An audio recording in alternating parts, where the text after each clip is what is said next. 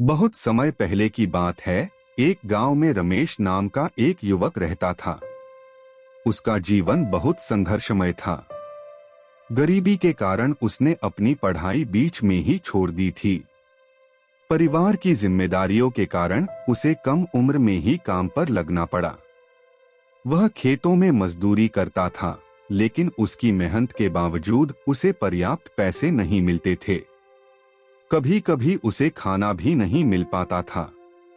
रमेश ने कई बार सोचा कि उसकी किस्मत में कुछ अच्छा नहीं लिखा है।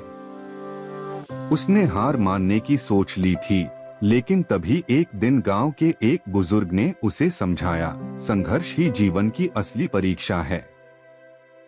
हर बड़ी सफलता के पीछे एक बड़ा संघर्ष होता है। अगर तुम अभी हार मान लोगे तो कभी यह नहीं जान पाओगे कि तुम कितने सक्षम हो। रमेश ने बुजुर्ग की बातें ध्यान से सुनी और एक नई उम्मीद के साथ अपने काम में जुट गया। उसने ठान लिया कि चाहे कितनी भी मुश्किलें आएं, वह हार नहीं मानेगा। उसने अपने काम के साथ साथ पढ़ाई फिर से शुरू की और कड़ी मेहनत करने लगा।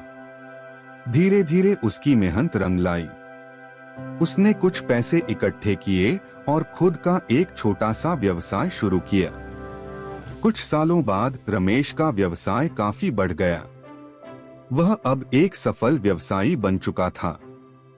जिसने कभी हार मानने की सोची थी, वह आज अपनी मेहनत और संघर्ष के दम पर सफलता की ऊंचाइयों को छू रहा था।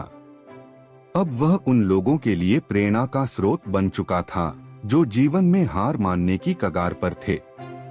इस कहानी से हमें यह सीख मिलती है कि संघर्ष चाहे कितना भी बड़ा क्यों न हो, अगर हम धैर्य और मेहनत से काम लें तो एक दिन सफलता जरूर मिलती है।